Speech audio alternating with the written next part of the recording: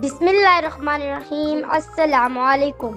عابد نام کا مطلب۔ عابد نام کا شمار لڑکوں کے ناموں میں ہوتا ہے۔ عابد نام کی ابتدائی تاریخ عربی زبان سے نکلتی ہے۔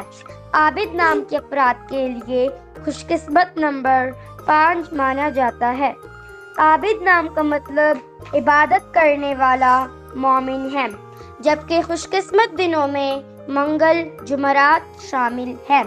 خوش قسمتی والی دانتوں میں ہندسوں کے حساب سے تانبا، لوہا شامل ہے۔ عابد نام کے افراد کے لیے موافق رنگوں میں سرخ، بنفشی شامل ہے۔ عابد نام کے افراد کے لیے موافق پتھروں میں روبی شامل ہے۔